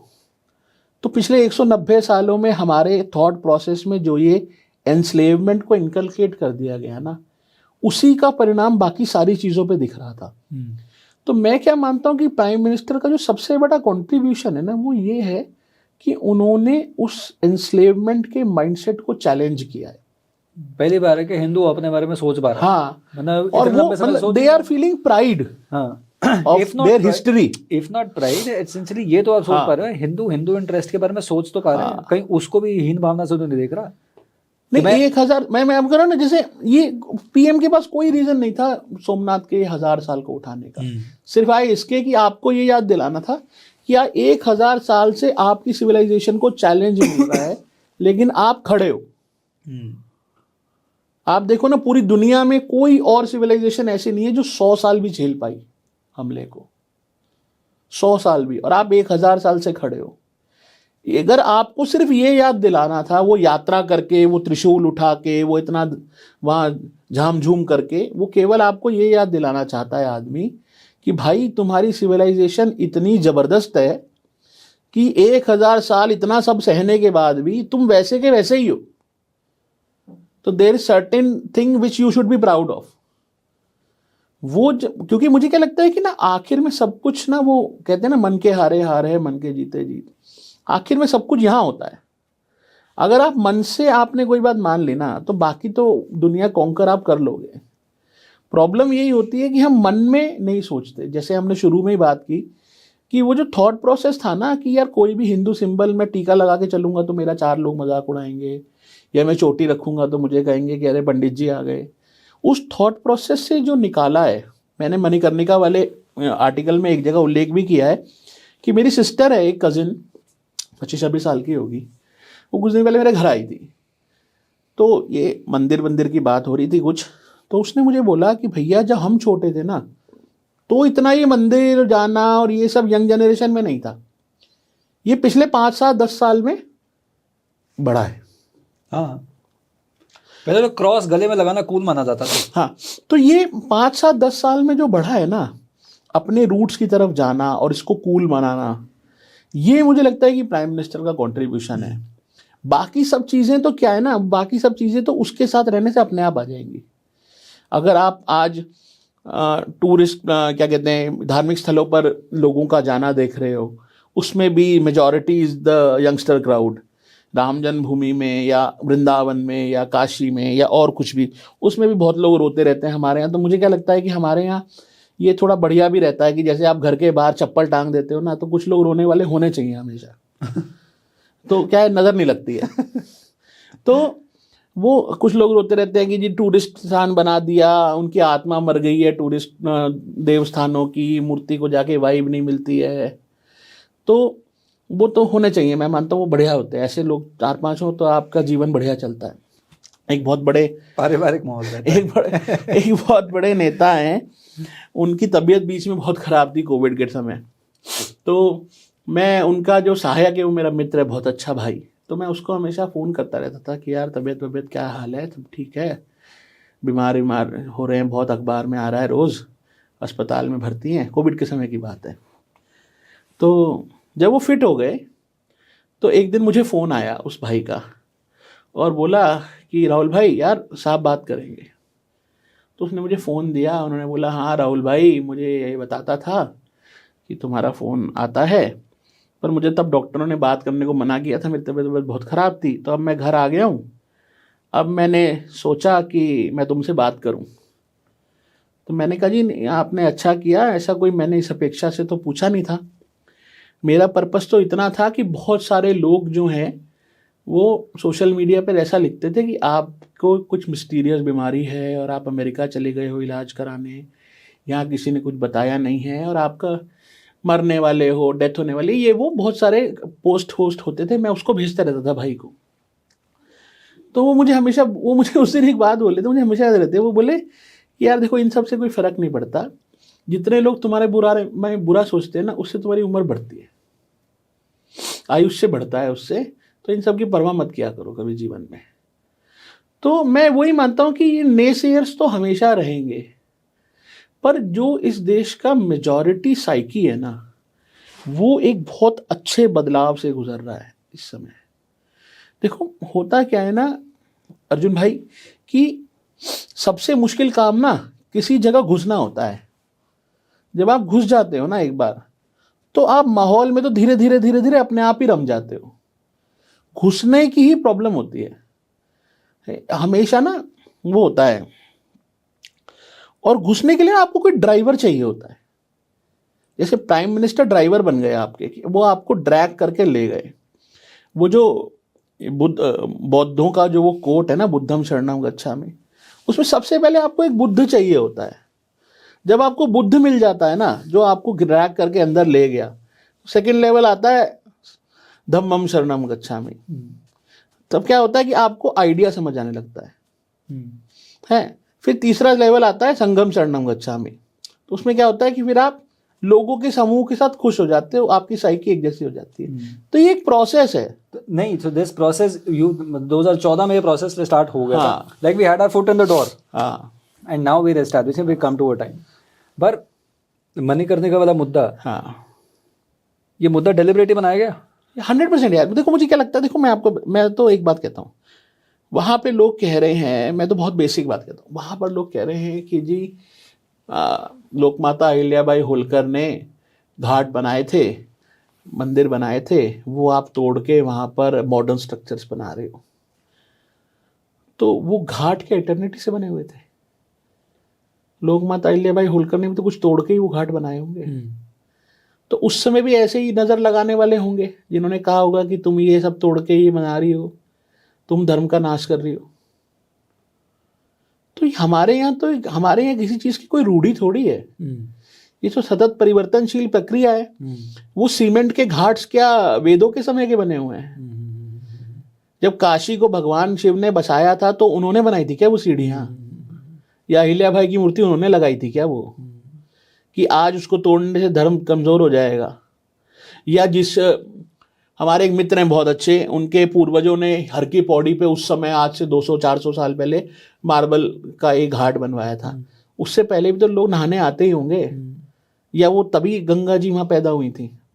तो जब वो नहाते होंगे पहले तो वहाँ मिट्टी रही होगी। तो जब उसने घाट बनाया होगा तब भी किसी ने ऐसे ही कहा होगा कि तुम यहाँ क्यों सीमेंट लगा रहे हो। तो यार ये तो क्या है ना कि रेजिस्टेंस टू चेंज, मुझे लगता है कि बड़ा सेमेटिक कॉन्सेप्ट है। हमारे यहाँ का तो ये कॉन्सेप्ट ही नहीं है। हमारे यहाँ तो सब कुछ परिवर्तनशील है। कुछ हमेशा we are always subject to change. हम तो नई चीज़ें खोजते रहते हैं। नचिकेता की कहानी है और बहुत सारी चीज़ें, हम तो हमेशा क्वेस्ट फॉर ट्रूथ में लगे रहते हैं। तो हमारे यहाँ परिवर्तन को चैलेंज करना, परिवर्तन को रेजिस्ट करना, मैं तो मानता हूँ कि ये जो कर रहे हैं उनके दिमाग पे सेमेटिज्म का प्रभाव है ये। अगर कोई सही मायने में हिंदू थॉट प्रोसेस से सोचने वाला आदमी होगा तो वो कभी इन चीज़ों का विरोध नहीं करेगा। अगर आप मुझे बताओ ना, अगर अयोध्या में या काशी में ये इंफ्रास्ट्रक्चर 10 साल में डेवलप नहीं किया गया होता तो जो आज वहाँ 2-4-10 लाख लोग रोज के आते हैं इन जगहों पे, वो कहाँ समाते भाई? और फिर वहाँ जो स्टैम्पेड होता, वहाँ जो इंफ्रास्ट्रक्चरल हैसल होता, उसको कौन संभालता? मुझे समझ नहीं आता प्रॉब्लम। आप पता नहीं कब मणिकर्णिका या काशी लास्ट गए होगे, जब आप नाव से सामने से निकलते हो ना मणिकर्णिका के, यू कैन एक्चुअली सी कि उस घाट की क्या हालत है। पूरी काशी अंतिम संस्कार करने अपने परिजनों का वहाँ आती है। वहाँ ना खड़े होने की जगह, ना बैठने की जगह, ना अंतिम संस्कार के लिए अप्रोप्रिएट प्लेटफॉर्म्स बने हुए। वो बनाने से किसी को क्या ऑब्जेक्शन हो सकता है मुझे समझ नहीं आता।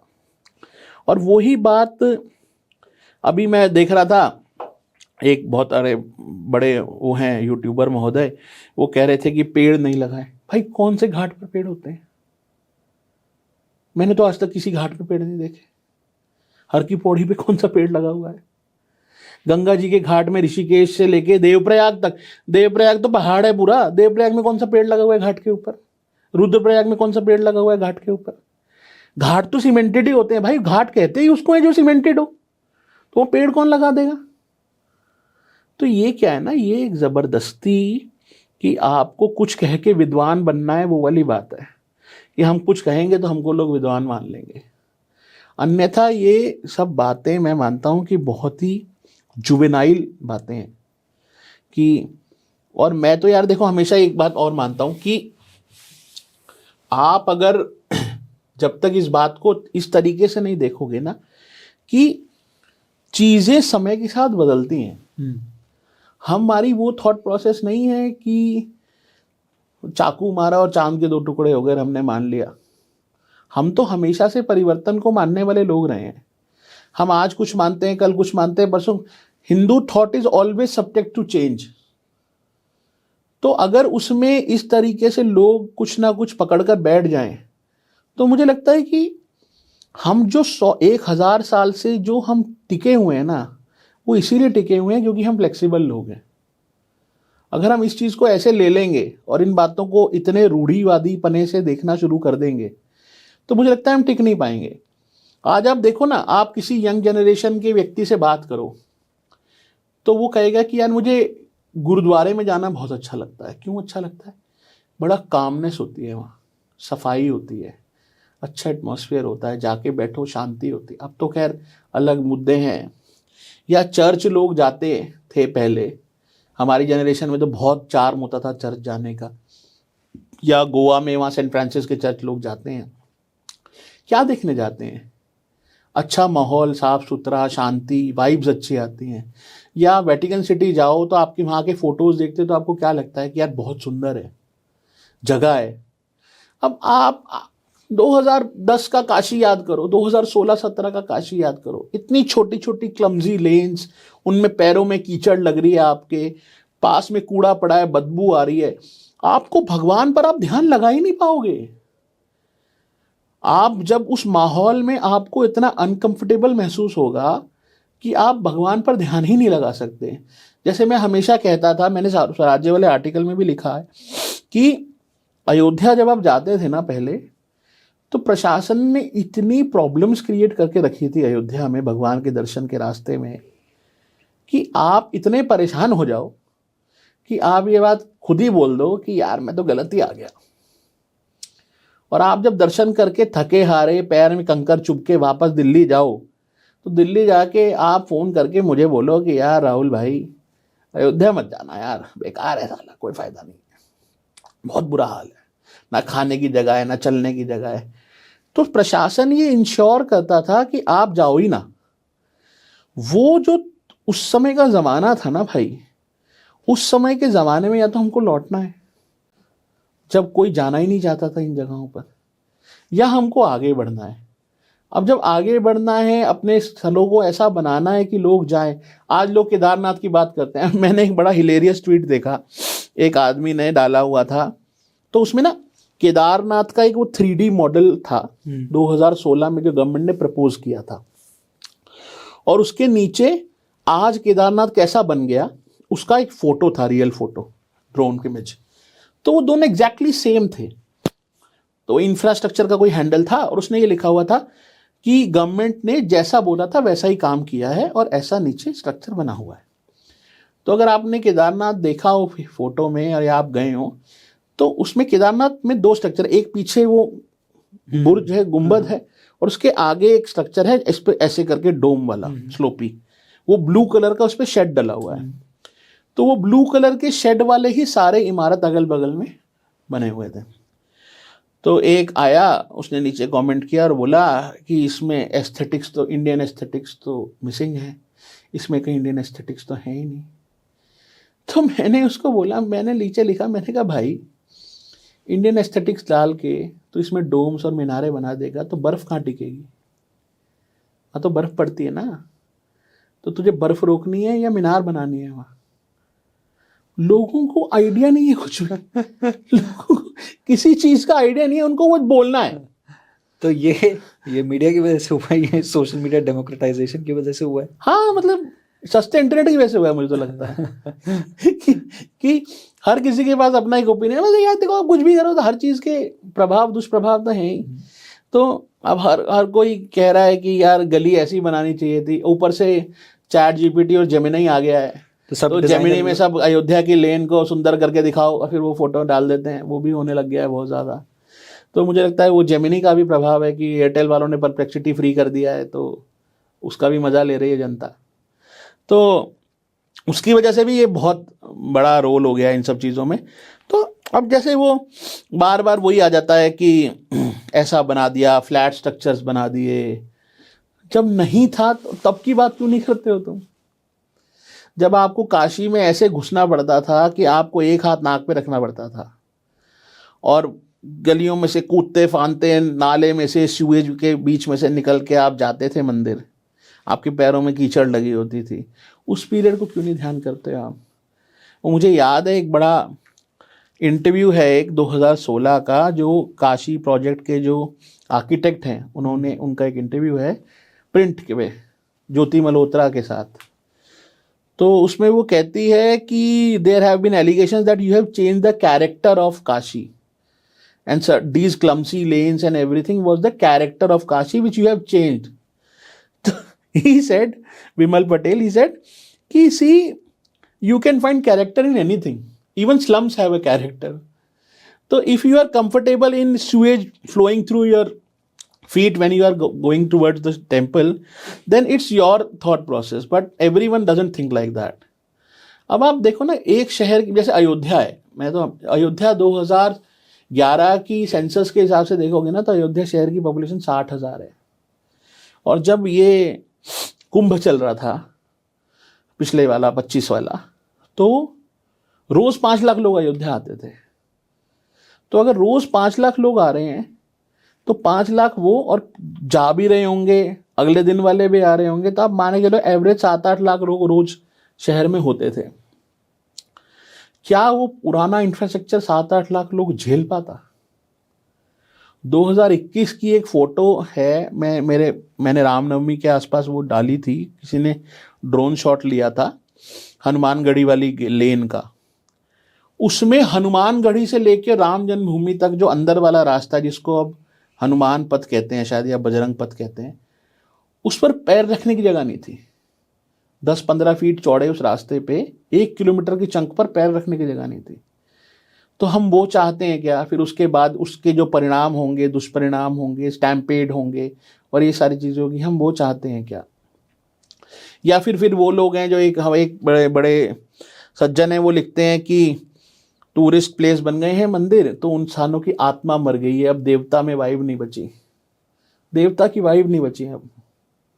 मतलब मैं क्या इसको कैसे देखता हूँ अर्जुन भाई, कि वही वाली बात जो हम शुरू में कर रहे थे कि amongst the privileged there are certain people who consider themselves even more privileged। तो उनको लगता है कि यार ये आम जनता मंदिर क्यों आ रही है, इनको तो मंदिर आना ही नहीं चाहिए। मैं देवता की वाइब महसूस कर सकता हूँ, मैं सुपर ह्यूमन हूँ, मैं मंदिर जा सकता हूँ, तो मुझे काशी, अयोध्या, तिरुपति जाने का राइट होना चाहिए। ये आम जनता, ये मक्खी मच्छर टाइप जनता को तो राजा गुजर कहता है, मक्खी मच्छर को तो जाना ही नहीं देना चाहिए मंदिर। ये जो थॉट प्रोसेस है ना, ये इनहेरेंट लोगों के अंदर, ये जो सुपीरियरिस्ट माइंडसेट है ना, यही सब जगह दिखता है। इवन ये जो आजकल इतना बड़ा कंट्रोवर्सी चल रहा है ना, इसमें भी आप देखोगे तो कुछ ही लोग बोल रहे हैं। हाँ, मतलब कंट्रोवर्सी तो बहुत छोटे समय के लिए कंट्रोवर्सी थी। हाँ, कुछ ही लोग बोल रहे हैं क्योंकि उनको लगता है कि वो ज्यादा हिंदू हैं या वो ज्यादा धार्मिक हैं, या उन्हीं को पता है वही ठेकेदार धर्म के हमारे, या अपर क्लास में भी वो एक सीढ़ी और ऊपर सुपर अपर क्लास है, वो छत पे बैठे हैं। मतलब हम 1, 2, 3, 4 मंजिल पे हैं, वो छत पे बैठे हैं। तो उनको लगता है कि वो ज्यादा कुछ बहुत सुपीरियर हिंदू हैं। तो ये बड़ा ना, मतलब ये क्या है ना कि यार कई उनमें से ज्योग्राफिकली भी ऊपर ही बैठे हैं।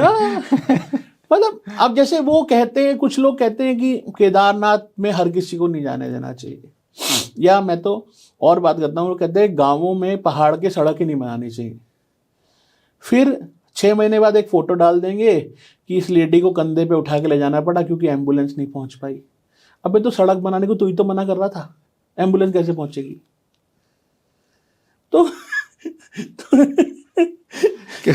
कुछ तो लोग कहेंगे, लोगों का हाँ, कहना मतलब कहना। पॉइंट क्या है ना कि आप ये काशी का, अयोध्या का, इवन सोमनाथ की मैंने देखा है, किसी व्यक्ति ने 1985 की फोटोज डाल रखी थी और लिखा हुआ था कि पहले तो हम कैमरा लेके अंदर तक चले जाते थे, अब तो वहाँ बड़ी सिक्योरिटी हो गई है। तो मतलब आप क्या चाहते हो? आप क्या चाहते हो कि पहले तो हमें, मतलब पॉइंट क्या है कि पहले ना ट्रेन्स थी, ना लोगों के पास इतना पैसा था, ना लोगों के पास इंफ्रास्ट्रक्चर था। और लोगों को माइंड सेट ऐसा बना दिया करता है कि लाइफ में शायद एक बार ही जाना है। अब तो हाँ। अब जैसे मैं बात कीजिए अयोध्या जाना है यार, जब भी आप लखनऊ की तरफ जाओ थोड़ा और जोर यार मैं लगाना, हर दूसरे महीने जाता हूँ। मैं आपको बताऊँ, देवप्रयाग की बात हो रही थी, हम लोग जब कॉन्वर्सेशन कर रहे थे, देवप्रयाग में आप जाओगे ना, तो जब आप ऊपर हाईवे से नीचे उतर के घाट की तरफ जाते हो तो 2-3 ना मिठाई की दुकानें मिलती हैं। तो उसमें एक बड़ी स्पेशल मिठाई मिलती है जो एक पत्ते के अंदर खोए की बर्फी बना के वो देते हैं। तो मैंने जब वो पहली बार देखी तो आई वॉज वेरी सरप्राइज्ड, क्योंकि वो कन्नड़ा और आंध्र प्रदेश की स्वीट है, वो गढ़वाली मिठाई नहीं है। फिर मैं मंदिर गया, मंदिर के बैक साइड में वहाँ रघुनाथ जी का मंदिर है। इसमें तो वहाँ कहते हैं कि जब रावण की हत्या करके, रावण का वध करके भगवान आए, और भैया रावण की हत्या पे भी कोई मुझे बोल देगा कि हत्या कह दिया वध करके, तो जब वध करके भगवान आए और उनका राज तिलक हुआ, तो वशिष्ठ मुनि ने उनको कहा कि रावण भले ही राक्षस था लेकिन ब्राह्मण था, तो इसलिए आपको ब्रह्म हत्या के पाप से बचने के लिए कुछ तप करना चाहिए। तो कहते हैं कि उन्होंने रघुनाथ जी का जो स्थान है देवप्रयाग में, वहाँ पर हवन किया, और फिर चोपता के ऊपर, तुंगनाथ के ऊपर वो है, क्या कहते हैं उसको, एक शिला है, मैं नाम भूल रहा हूँ, वहाँ पर उन्होंने तपस्या की। तो वो रघुनाथ जी के मंदिर वाले स्थान पे उन्होंने वहाँ हवन किया, यज्ञ किया, कुछ समय साधना की। तो और मंदिर के पीछे इंस्क्रिप्शन जो है ना, वो सब तेलुगु में और तमिल में लिखी हुई है। तो जब मैंने थोड़ी खोजबीन की, वहाँ लोगों से बात की, फिर देहरादून आया आलोक भाई से और कुछ लोगों से बात की, तो मुझे पता चला कि बहुत सारे लोग जो दक्षिण भारत से आते थे ना उस समय, वो वापस ही नहीं जाते थे, क्योंकि इतना मुश्किल था आना कि आप वापस जा ही नहीं सकते थे। तो वो आते भी उस एज में थे जब वापस जाने का बहुत ज़्यादा पॉसिबिलिटी ना हो, तो वो वहीं बस गए। तो उसके कारण वहां पर वो मिठाई मिलती है। आप काशी भी जाओगे तो काशी में प्रॉपर मोहल्ले हैं जहां बंगाली ही रहते हैं पूरे मोहल्ले में, या तेलुगु ही रहते हैं पूरे मोहल्ले में, या तमिल ही रहते हैं, क्योंकि वो अपने यहाँ से एक बार आ जाते थे तो वापस नहीं जाते थे। तो ये तो एक बहुत ब्यूटीफुल कॉन्फ्लुएंस रहा है हमारे यहाँ, और यही सब चीज़ें हमारी संस्कृति को जोड़ती रही हैं, इन्होंने ही हमारा बॉन्ड बनाया है। अब क्या है ना कि कुछ लोग ये चाहते हैं कि हम जाएं और हम आके फिर वृतांत सुनाएं, कथा सुनाएं, और बाकी संता हाथ जोड़ के नीचे बैठी रहे, प्रवचन सुने। उन लोगों को इससे प्रॉब्लम हो रही है। मैं आपको बता रहा हूं ना, जो मीडिया के मठाधीश हैं उनको सोशल मीडिया से जो प्रॉब्लम है ना, वो ही धर्म के मठाधीशों को आम जनता के मंदिरों में जाने से प्रॉब्लम है। प्रॉब्लम सेम है, डेमोक्रेटाइजेशन इज द प्रॉब्लम। उनको डेमोक्रेटाइजेशन से ऐसा लगता है कि यार हमारा जो प्रिविलेज्ड एक्सेस है वो खत्म हो जाएगा। उस तख्त पे तो हम ही बैठे थे, अब तो दूसरा क्यों बैठे? हर कोई क्यों मंदिर जा रहा है? मुझे वाइब आती थी भगवान से, तुम्हें तो आती ही नहीं है, तुम क्यों जा रहे हो? तुम वहाँ टूरिस्ट डेस्टिनेशन समझ के जा रहे हो। लेकिन आप मुझे बताओ, कोई चीज तो आपको ड्रॉ करेगी ना। अगर आप पहली बार टूरिस्ट डेस्टिनेशन समझ के जा रहे हो तो आपको जाके ही तो वहां कुछ समझ आएगा कि उस स्थान की वाइब क्या है। दिल्ली बैठे बैठे कैसे समझ आएगा यार? और जब वहां जाना है तो उसके लिए आपको निश्चित रूप से इंफ्रास्ट्रक्चर चाहिए, सड़कें चाहिए, मंदिर चाहिए, होटल चाहिए, बड़ा कॉम्प्लेक्स चाहिए। अब बिहारी जी जाते हैं लोग, बांके बिहारी, सफोकेशन से मरती है जनता, भगदड़ से मरती है, भीड़ से मरती है, गली में खड़ी होने की जगह नहीं होती। वीकेंड्स पर आप सपने में भी नहीं सोच सकते जाने की, इतनी भीड़ होती है। उस पूरे इलाके का ही जीर्णोद्धार करना जरूरी है। हाँ, तो अगर आप करने लग जाओ तो लोग खड़े हो जाते हैं कि ये तो कुंज गलियां हैं बिहारी कृष्ण भगवान के समय की। मतलब कृष्ण भगवान के समय की कुंज गली है जिसमें तू मिठाई की दुकान खोल के बैठा है। लोगों को कहने में शर्म भी नहीं आती। काशी में जब मैं 2019 में गया था, जब ये प्रोजेक्ट शुरू हुआ था, तो मैंने देखा कि मंदिरों को लोगों ने चारों तरफ सीमेंट लगा के ढक के घर बना लिए थे। मंदिर के गुंबद के साइड से सीवेज की पाइपलाइन जा रही है, मंदिर की दीवार से टच करके टॉयलेट बना रखे हैं। ऐसे कंस्ट्रक्शंस थे जिनको ये लोग बाद में कहने लगे, ये कह के डिफेंड करने लगे कि इस्लामिक इंक्वेस्ट से बचने के लिए हमने ये किया।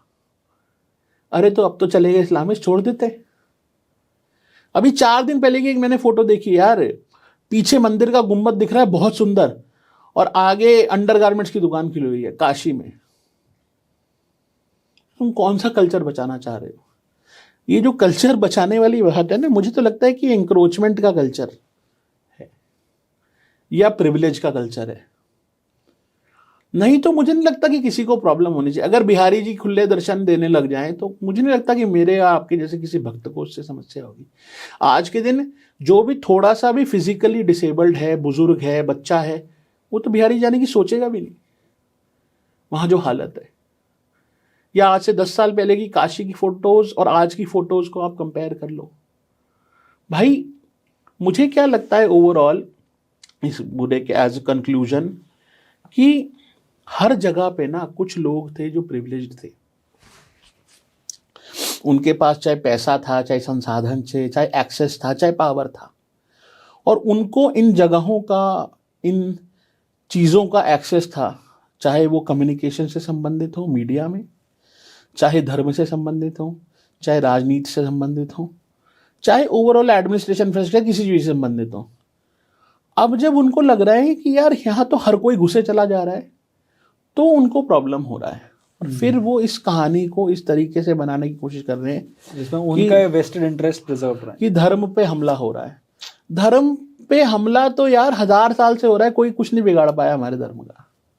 मैं इसको ऐसे नहीं लेता कि, मैं ये नहीं कहता कि हमको अवेयर नहीं रहना चाहिए, हमको अवेयर रहना चाहिए, सब करना चाहिए। पर मुझे क्या लगता है कि आप, हमारा धर्म हमको कहीं भी ये नहीं सिखाता कि हमको बाउंड्रीज में बंधना है।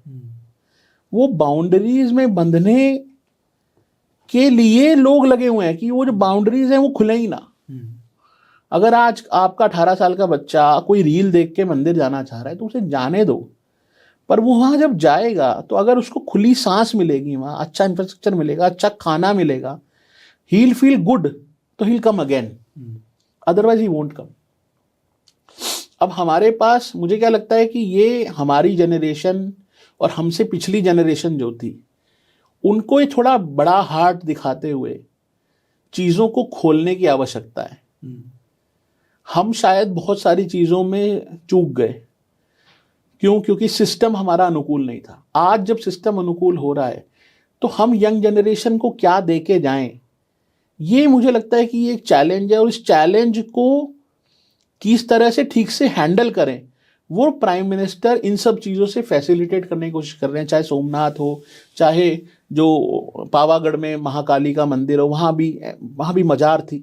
कॉन्वर्सेशन के सहारे वो मजार को शिफ्ट करके और मेन स्थान पर मंदिर बनाया। पीएम फिर वहाँ ध्वजारोहण के लिए गए थे। चाहे अयोध्या हो, चाहे काशी हो, चाहे कोई और मंदिर हो, चाहे विंध्यवासिनी हो। विंध्यवासिनी में पहले जाते थे लोग, या अब जाते हैं तो जो डिफरेंस अनुभव करते हैं, वो सब इसीलिए संभव हुआ है क्योंकि आपको खुली थॉट प्रोसेस से काम करना पड़ेगा। और भाई मैं तो अंत में वही बात कहूँगा, जैसी परिस्थिति होती है ना, आपको वैसा आचरण करना होता है। आज हम इतना मानते हैं अहिल्याबाई होलकर को, उस समय उन्होंने जैसी परिस्थिति देखी, उन्होंने सोमनाथ में, उनको दिखा कि मैं मेन गर्भगृह के स्थान पर मंदिर नहीं बना सकती, उन्होंने बगल में मंदिर बना दिया।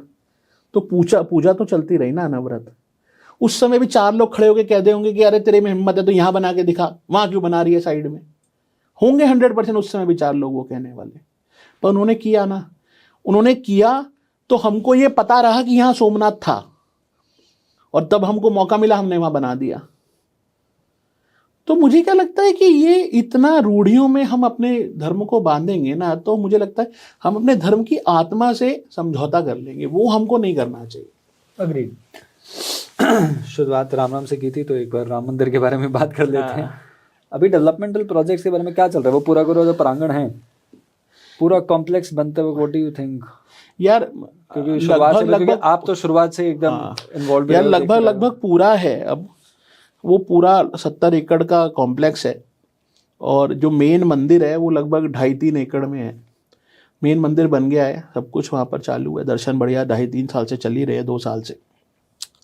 उसकी पेरीफरी में काम चल रहा है, तो उसमें बहुत सारे प्रोजेक्ट हैं। एक सप्त देवालय है जो राम जी के जीवन में कुछ इम्पोर्टेंट लोग थे उनसे संबंधित है, उस पर काम चल रहा है, ठीक है। उसके बाद वहाँ पर एक प्रोजेक्ट है, अंगद टीला पर एक ऊपर मंदिर, एक कॉम्प्लेक्स बन रहा है, और एक टूरिस्ट फैसिलिटेशन सेंटर है जहाँ लगभग 10,000 लोग बैठना, उनको अपना सामान क्लोक रूम में जमा कराना, जूते रखना, उस तरह का पूरा इंफ्रास्ट्रक्चर है। फिर एक कुबेरेश्वर महादेव करके वहाँ एक पुराना मंदिर है एक टीले के ऊपर, वो है। वो सब जो अंदर का काम है वो लगभग पूरा हो चुका है। अब जो वहाँ ऐसा साइड वाला काम है ना, आप इसको मतलब जिसका सीधा टूरिस्ट दर्शनार्थियों से संबंध नहीं है, जैसे एडमिनिस्ट्रेटिव ब्लॉक बनना है ट्रस्ट का, और ऑडिटोरियम बनना है, सत्संग हॉल बनना है, वो सब काम चल रहा है। फिर लगभग 3.5 किलोमीटर पेरीफेरी में वॉल बननी है कंक्रीट की, वो चल रहा है, उसमें अभी 1-1.5 साल लगेगा।